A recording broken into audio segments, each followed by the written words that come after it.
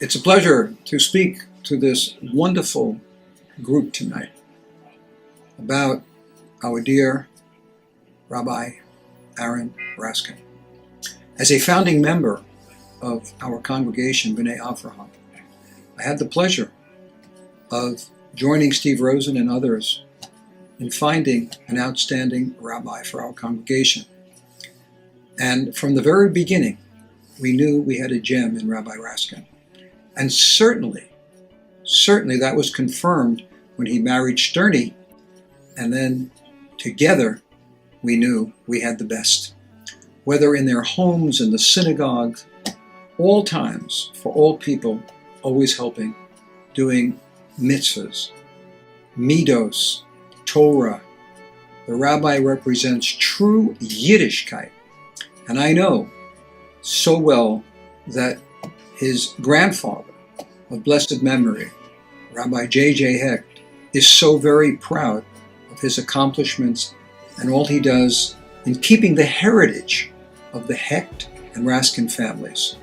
We moved to the neighborhood in the fall of 1991, and we hadn't really thought that we needed much from a Jewish community at that point. It was just the two of us, and we had no kids, and we were looking for a place that had a Shabbos minyan, maybe some basic Jewish amenities, some Jewish food.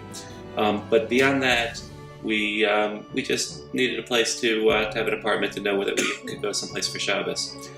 Within a few months after we moved into the neighborhood, my father passed away, and went back to Long Island for the funeral and the shiva. And Rabbi Raskin, with a group of folks from the shul, came to the funeral, came to the shiva. They were so incredibly nice that all of my family and friends back from Oceanside, Long Island said, "Who is that wonderful rabbi? What a wonderful community you have."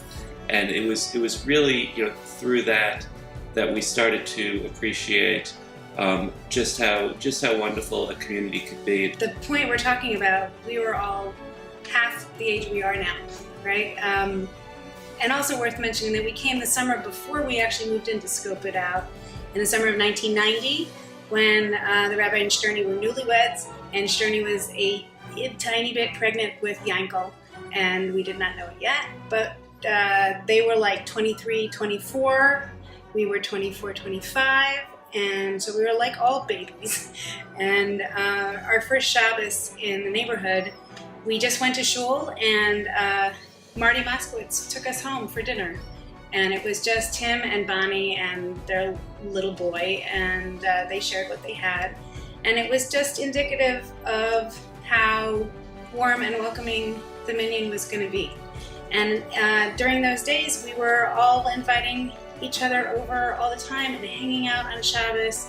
We used to walk down, even after we moved back in and so on, we'd walk down Henry Street and just yell up at our friends' apartments, and they would take us in and we would hang out.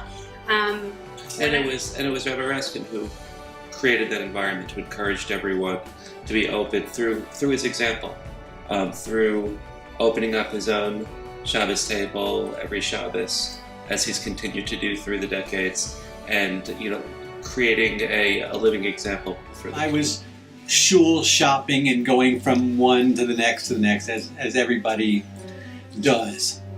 And I had a daughter, Morton, and Morton needed to go to a Hebrew school.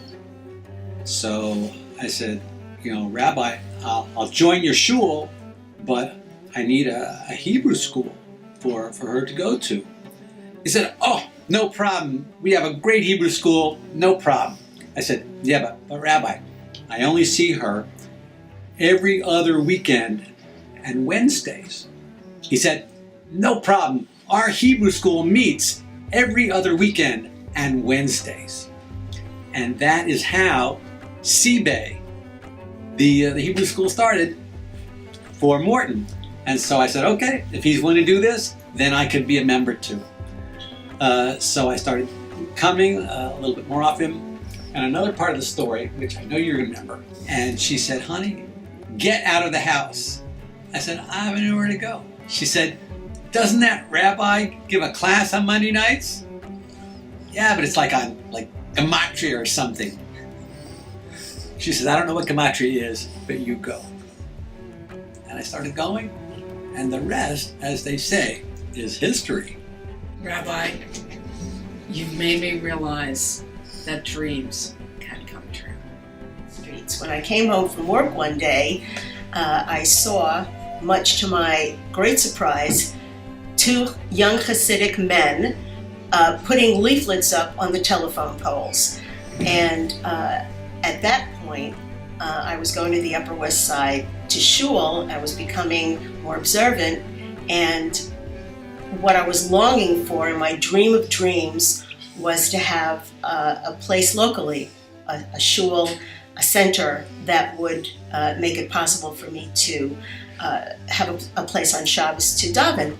So when I saw these two Hasidic young men, I became very curious and very heartened. So I ran across the street and went up to them without any preamble and said, "What are you doing here?" And one of them began immediately to speak to me a mile a minute, saying, "We're starting a shul, we're going to have Rosh Hashanah Yom Kippur services here, we're getting all organized, we're getting ready, we're laying the groundwork." And of course, that was Rabbi Raskin, and he was with his brother Shua. And that was the beginning. Anywhere I go, there is a Chabad, that's true, and there are shuls, and there is a religious presence, but there is nothing like Bnai Avraham.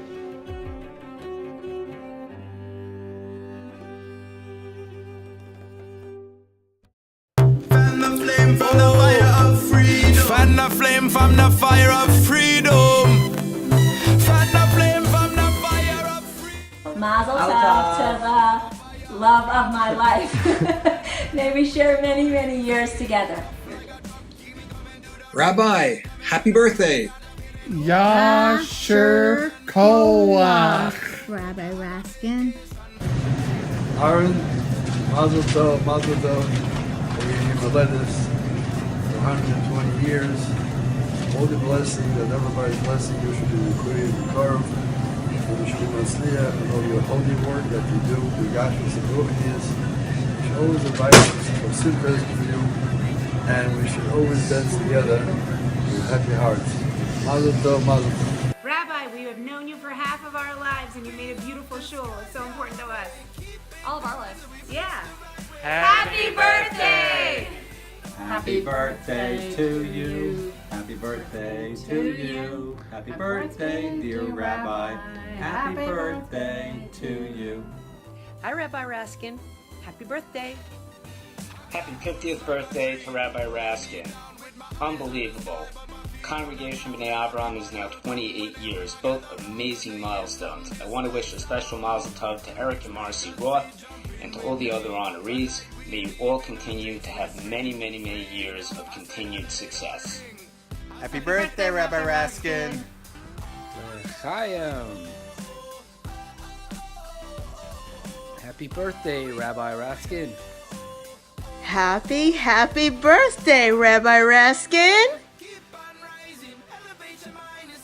Rabbi Raskin, life begins at 40, technically. I want to wish you Mazal Tov, happy birthday. I want to thank you for everything you showed me, everything you've taught me. You've taught me the true meaning of humility. Thank you.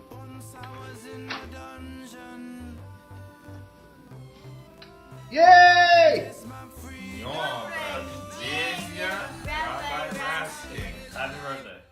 Happy birthday, Rabbi Raskin. Happy birthday, Rabbi Raskin. Happy birthday from your most handsome younger brother. I want to wish you another 50 years of success, happiness, making people's lives richer, begashmius, beruchmius, and making Brooklyn Heights the lightest part of Brooklyn. Happy birthday, Ta. Many more years of blowing shofar. Happy birthday to the best dad in the world. May you go for another 120 years. See you later, guys. Happy 50th birthday, Rabbi Raskin. Happy birthday. Happy birthday, Rabbi Raskin. Happy birthday, Rabbi Raskin, from Deborah and Yaakov Stolman, a blast from the past. We were young parents and now we're grandparents, so you must be getting older. We want to wish you so much nachas from all your family and so much good energy. Ad Mea ve'Esrim Shana. Happy birthday, Rabbi Raskin. This is not a paid advertisement.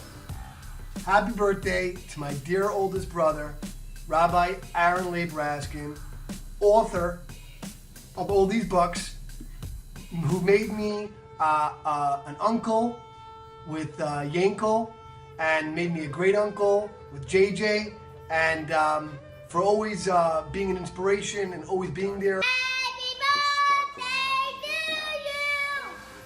No.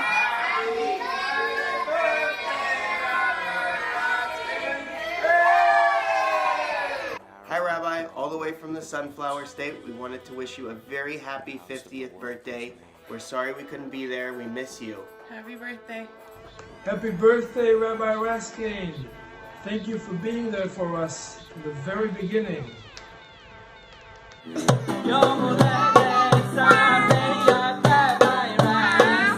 ברכה והצלחה.